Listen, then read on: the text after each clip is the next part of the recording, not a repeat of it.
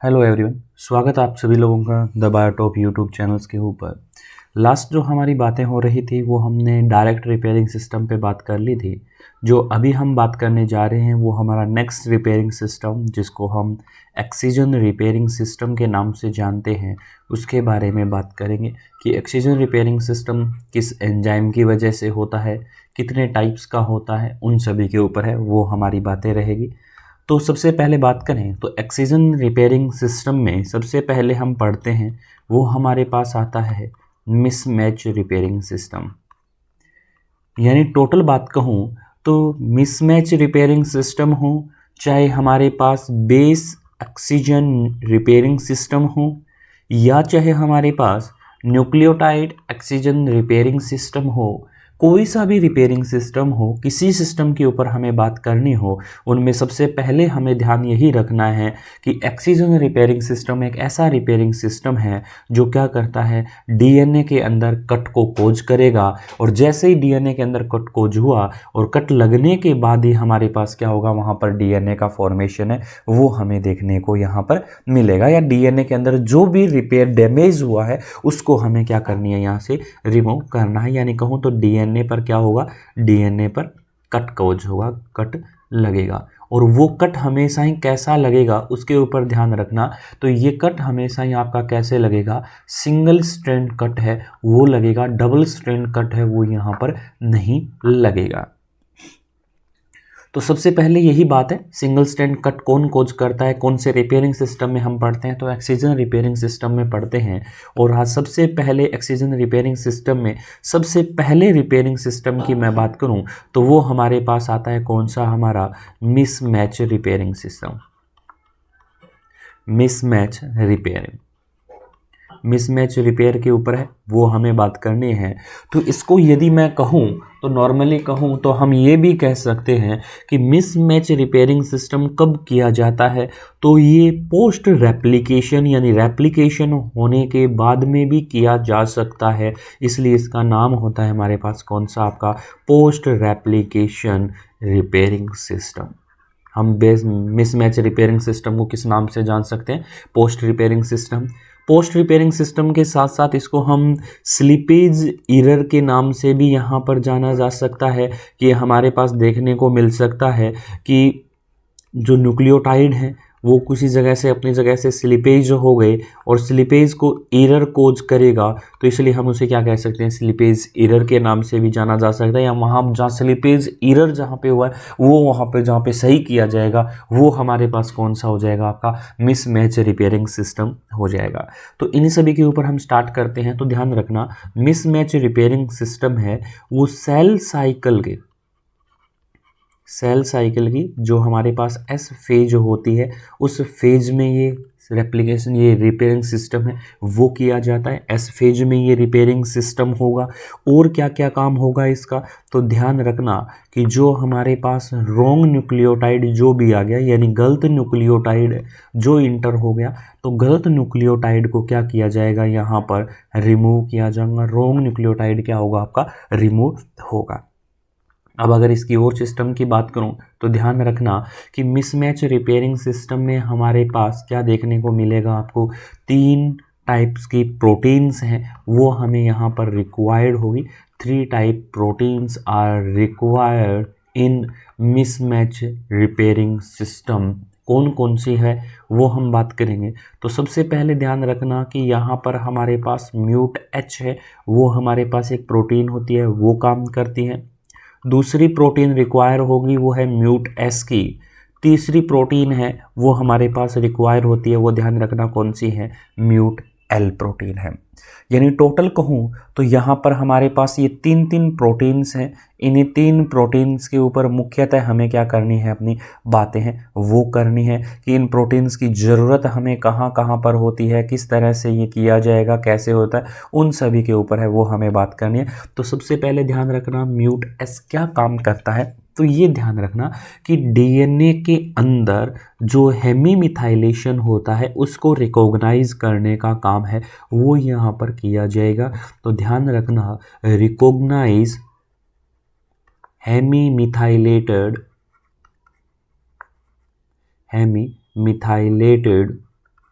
Site. ये क्या करता है, हेमीमिथाइलेटेड साइट्स को रिकॉग्नाइज करता है और इसके साथ साथ और कैसी एक्टिविटी दिखाता है, तो ध्यान यहाँ रखना कि ये क्या करता है, हमें एंडो न्यूक्लियेज जो एक्टिविटी होती है वो भी यहाँ पर क्या करेगा, शो करेगा। यानी एंडो न्यूक्लियेज एक्टिविटी परजेंट। इसमें कौन सी एक्टिविटी हो गई, हमारे एंडोन्यूक्लियस एक्टिविटी है, वो हमें यहाँ पर देखने को मिलती है। अब हेमीमिथाइलेटेड रीजन्स को क्यों रिकॉग्नाइज करेगा, क्या काम होगा, वो हम आगे की तरफ पढ़ेंगे। एक बार इन्हीं प्रोटीन्स के ऊपर डिस्कस कर लेते हैं कि कैसे कैसे क्या क्या काम करता है। जो म्यूट एस होती है उसका हमारे पास मेनली खास तौर से ध्यान रखना, ये क्या करती है, रिकॉग्नाइज करती है। रिकॉग्नाइज क्या करेगी, मिसमैच को। ये जहाँ पर भी आपका मिसमैच हो रखा है, न्यूक्लियोटाइड एरर आ रखा है, उस जगह पर आपको क्या करेगी, ये इसको रिकॉग्नाइज करने का काम है वो करेगी। और म्यूट एल होता है, वो आपका क्या होता है, यहाँ पर एक तरह का मीडिएट के रूप में काम करता है, mediate between mute S and mute L. ये म्यूट एस और म्यूट एल के बीच में मीडिएटेड के रूप में है, वो हमारे पास यहाँ पर काम करते हुए दिखाई देती है। तो सबसे पहले हमने एक बात कही थी कि इनमें 3 प्रकार की प्रोटीन है, वो हमने पढ़ ली कि 3 प्रकार की प्रोटीन की ज़रूरत होती है। पहले भाग हमने यहाँ पर पढ़ लिया कि म्यूट प्रोटीन एच की ज़रूरत है, एस की ज़रूरत है, एल की है, यानी इन 3 टाइप्स के बारे में पढ़ लिया। लेकिन यहाँ पर मैंने कहा कि इसको हम पोस्ट रेप्लिकेशन रिपेयरिंग सिस्टम के भी नाम से हम क्या कर सकते हैं, जानते हैं। तो इसके बारे में सबसे पहले थोड़ी सी बात हम यहाँ पर कर लेते हैं कि इसको पोस्ट रेप्लिकेशन रिपेयरिंग सिस्टम क्यों कहते हैं, और इसमें जो हमने कहा म्यूट एच हेमीमिथाइलेटेड रीजन्स को रिकॉग्नाइज करेगा, तो वो क्या होता है उसके ऊपर थोड़ा सा ध्यान रखना कि हमारे पास क्या देखने को मिलता है आपका कि कुछ इस तरह का ये नॉर्मली हमारे पास डीएनए प्रेजेंट्स है। जब इसका रिपेयरिंग सिस्टम, जब डीएनए रेप्लिकेशन चल रहा था उस टाइम की बात करूं, तो हमारे पास यहाँ पर ये आपका 5 प्राइम चीरा है, ये 3 प्राइम है, ये 3 प्राइम रीजन, ये 5 प्राइम रीजन्स। यहाँ पर इन दोनों के बीच में हाइड्रोजन बॉन्ड्स है।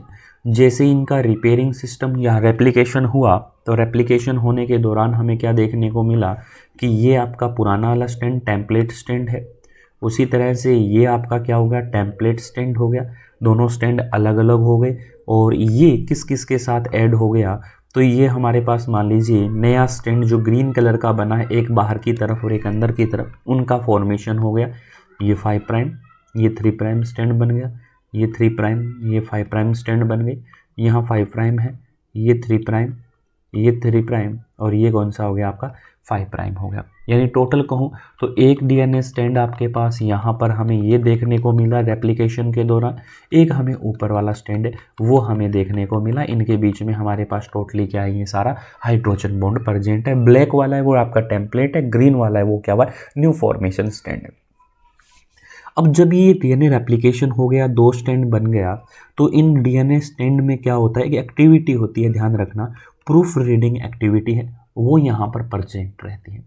अब ये प्रूफ रीडिंग एक्टिविटी करती क्या है कि अगर चाहिए कि इस डीएनए में एडेनिन है तो इसके सामने थाइमीन होना चाहिए, ग्वानिन है तो साइटोसिन होना चाहिए, साइटोसिन है तो ग्वानिन होना चाहिए, और थाइमीन है तो क्या होना चाहिए, बाइंड एडेनिन के साथ ही बाइंड होना चाहिए। अगर किसी भी प्रकार का न्यूक्लियोटाइड आपस में मिसमैच हो चुका है, कहीं पर भी एडेनिन की जगह थाइमीन आ गया, थाइमीन की जगह ग्वानिन ऐड हो गया, तो वहाँ पर क्या होगा कि उसको प्रूफ रीडिंग करके वापस से उसको हटाया जाता है। और प्रूफ रीडिंग एक्टिविटी करने के लिए हमेशा कौन सी एक्टिविटी यूज की जाती है, तो ध्यान रखना 5 प्राइम टू 3 प्राइम एक्सोन्यूक्लियेज एक्टिविटी होती है, वो यहाँ पर काम में ली जाती है। इसका ध्यान रखना, एक्सोन्यूक्लियेज एक्टिविटी हमेशा ही 5 प्राइम टू 3 प्राइम होगी, और उसी एक्टिविटी को हम क्या बोलते हैं, प्रूफ रीडिंग एक्टिविटी है, उसके नाम से यहाँ पर जानते हैं।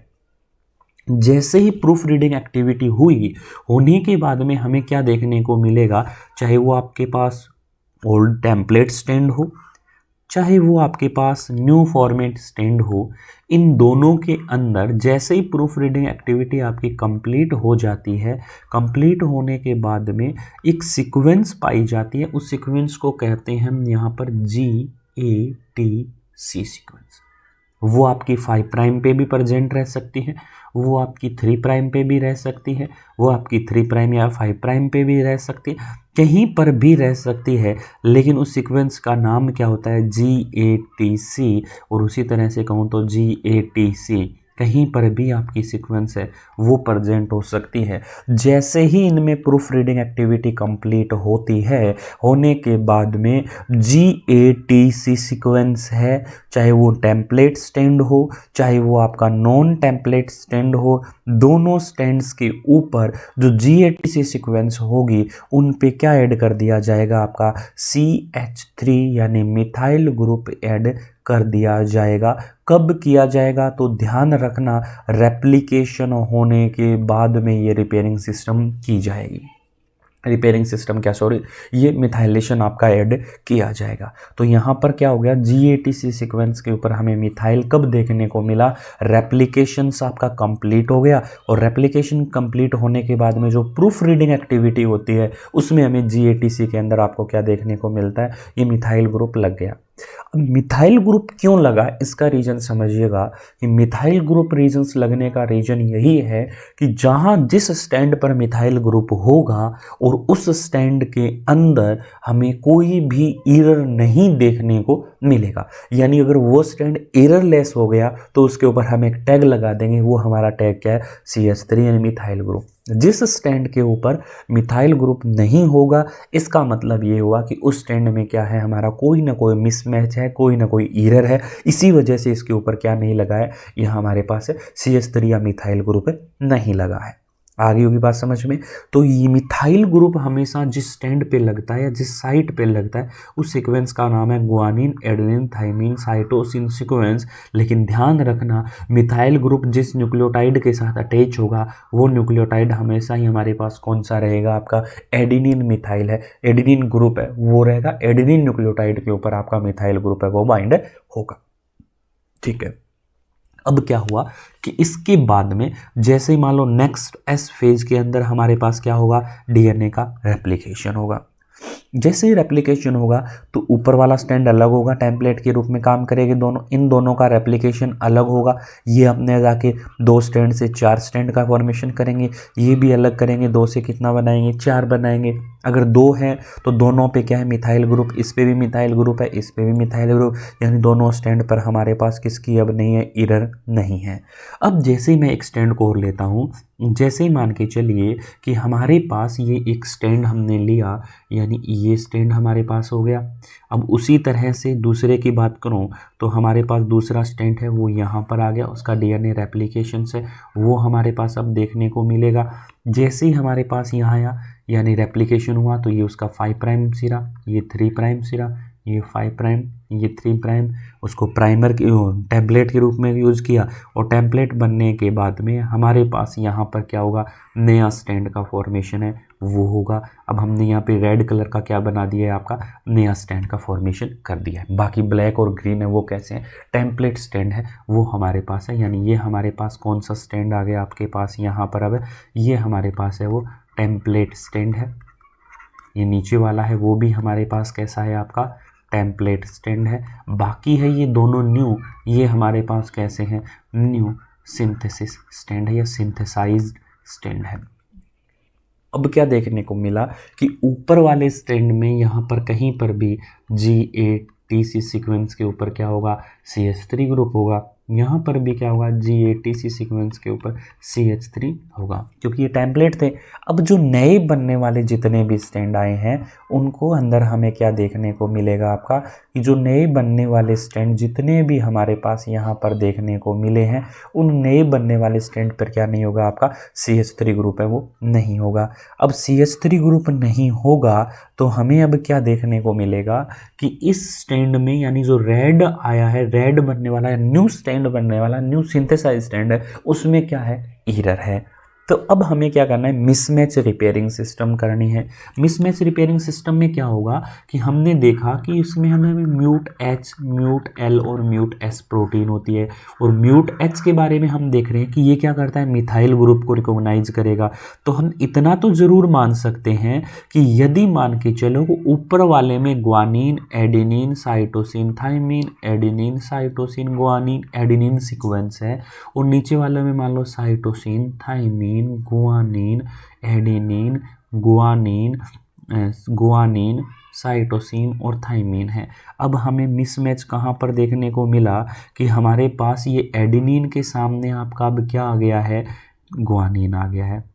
यहाँ पे देख रहे होंगे आप, एडेनिन के सामने हमारे पास क्या देखने को मिला, गुआनिन देखने को मिला। यानी कहूँ टोटली तो यहाँ पर हमारे पास क्या है, मिसमैच हुआ है। यानी ये पूरी सीक्वेंस है वो हमारे पास कैसे है, मिसमैच के रूप में काम कर रही है। तो अब इस मिसमैच को हमें क्या करना है, यहाँ पर रिमूव करना है। तो रिमूव करने के लिए सबसे पहला काम आएगा कि वो क्या करता है, म्यूट एच आता है।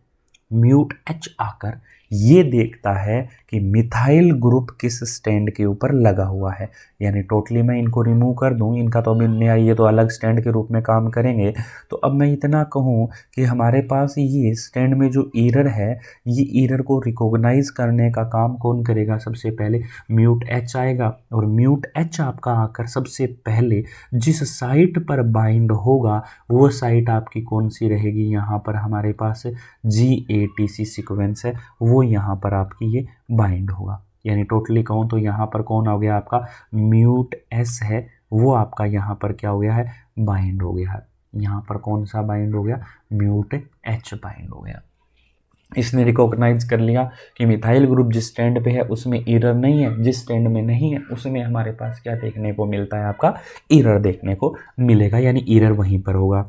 अब दूसरा आता है म्यूट एच के बाइंड होने के बाद में दूसरी सीक्वेंस आती है, कौन सी, म्यूट एस। और अब म्यूट एस जाकर आपका कहाँ बाइंड हो जाएगा, जहाँ पर आपका ये मिसमैच आया है उस जगह पर जाकर कौन बाइंड हो गया, म्यूट एस बाइंड हो गया। यानी एस का काम ही क्या है, मिसमैच को रिकॉग्नाइज करना। अब तीसरा हमारे पास जो आता है वो हमारे पास ये देखने को मिलेगा कि जो हमारे पास एल है वो इन दोनों के बीच में है, वो क्या होगा, आपका बाइंड होगा। यानी दोनों के बीच में जो भी सीक्वेंस हमारे पास है वो यहाँ पर हमें देखने को मिलेगी। यानी दोनों के बीच में कौन सा, ये हमारे पास हो गया एल बाइंड।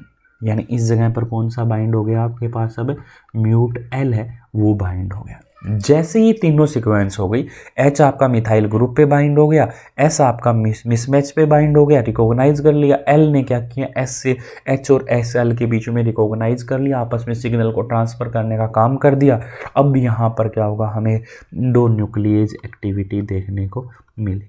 अब क्या होगा, एंडो न्यूक्लियेज जो एक्टिविटी होती है वो हमें यहाँ पर एंडोन्यूक्लियेज एक्टिविटी है वो क्या होगी आपकी, अभी यहाँ पर शो होगी। और जैसे ही एंडोन्यूक्लियेज एक्टिविटी शो हुई, होने के लिए यहाँ पर क्या किया जाएगा, ध्यान रखना, एंडोन्यूक्लियेज एक्टिविटी 5 प्राइम से 3 प्राइम एक्टिविटी होगी। और इस एंडोन्यूक्लियेज एक्टिविटी में कहूँ तो आपके पास एक एंजाइम होगा RACJ, वो काम आएगा। या फिर एक एंजाइम होता है EXO-7, वो यहाँ पर क्या होता है, एंडोन्यूक्लियेज एक्टिविटी में काम आएगा। और जैसे ही एंडोन्यूक्लियेज एक्टिविटी होगी, जिस स्टैंड के अंदर हमारे पास मिसमैच देखने को मिला है, करेक्शन देखने को मिला है, उस स्टैंड में से हमारे पास अब क्या देखने को मिलेगा, वहाँ पर कट कोज हो जाएगा। उस जगह पर क्या हो गया, हमारे पास कट कोज यहाँ पर हो गया है। बाकी सीक्वेंस सेम है, लेकिन जिस जगह पर एरर था उस जगह पर हमने क्या कर लिया, एंडोन्यूक्लियेज एक्टिविटी से कट लगा दिया। और कट लगाने के बाद में वहाँ से हम क्या करेंगे, नेक्स्ट में हम कहते हैं कि इस गैप को भरने के लिए क्या करेंगे, गैप फिलिंग करेंगे।